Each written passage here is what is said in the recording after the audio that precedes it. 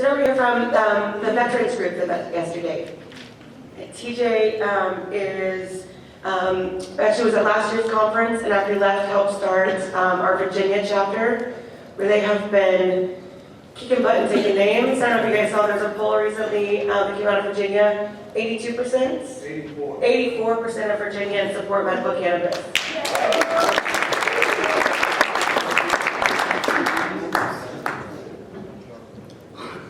Good morning. Like she said, I'm the chair of the steering committee, Safe Access Virginia. Yeah, and that was some great news. I went to work the other morning and I've been racking my brains because we just started in October of last year. We had to fight against a bill to remove the oldest medical cannabis law in the U.S., which is Virginia's law, even though it's not accessible. And so I'm racking my brain because the next step we're looking at is conducting a poll. And then I saw the Quinnipiac poll. Like, okay, cool. Now I don't have to figure out how to fund a poll. But anyway, I'm up here this morning representing veterans. Like Steph said, I've been in the Veterans Peace Movement for a few years. And I suffer from post-traumatic stress due to my time in service.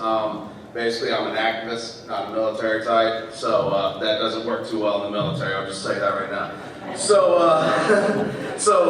we first kind of had a check-in, discuss stuff. The new MAP study, which is very awesome. It took a lot of wind out of the sails of the protesting, but we don't have to protest anymore to try and get our study of post-traumatic stress. It looks like that's going to happen at the University of Arizona. I guess they're just going through all the funding now and all. I think Rick Doblin's speaking later on today, so we'll hopefully get to hear about how all that's going.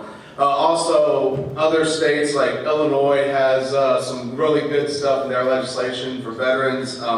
And basically what it does is a veteran that's rated 100% disabled from the VA is supposed to receive all health care through the VA. It's law. It's kind of what the government says, okay, we messed you up, we're going to take care of you. So Illinois' law basically states that if you have a condition qualified through a VA doctor, since VA doctors are not allowed to discuss medical cannabis with you right now, that you can just take that paperwork to the dispensaries and you'll be able to become a patient without seeing an outside doctor. So that's a big win.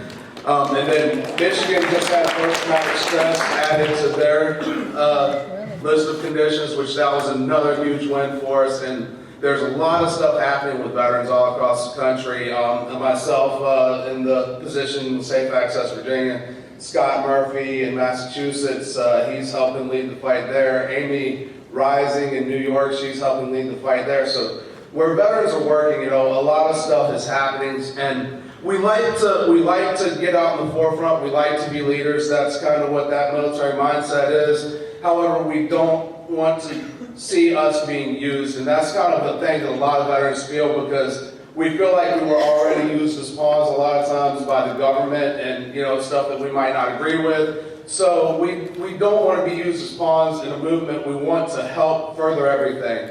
And like this study on post-traumatic stress, it's not just about veterans, because when it gets down to it, we're all humans. So if we can prove that it works for veterans, we can prove that it works for post-traumatic stress with all Americans and all human beings. So we want to lead, let's see, I covered the MAP study, and it's a multitude of issues with veterans. You hear about post-traumatic stress, you hear about traumatic brain injury, you hear about the amputations and all that, but Agent Orange with the Vietnam veterans, that's causing increased rates of cancer. So there are all sorts of issues that veterans suffer from that, the government tends to listen more to veterans than they do, the general constituency. I always say politicians love veterans and babies, so veterans and parents need to stand up and really fight hard. Another thing is what it all came down to, Michael Crow is the Executive Director of Veterans for Medical Cannabis Access.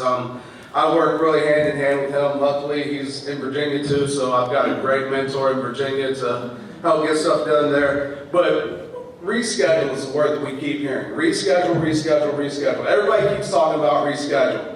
Well, we feel that veterans can kind of be the leaders in rescheduling through the VA because the VA is the only federal agency that actually has something in writing stating that cannabis is okay to use in states where it's legal. Now, doctors can't recommend on VA property, but they can't kick you out of pain clinics. So, we need to reschedule it because it's about freedom of speech for veterans.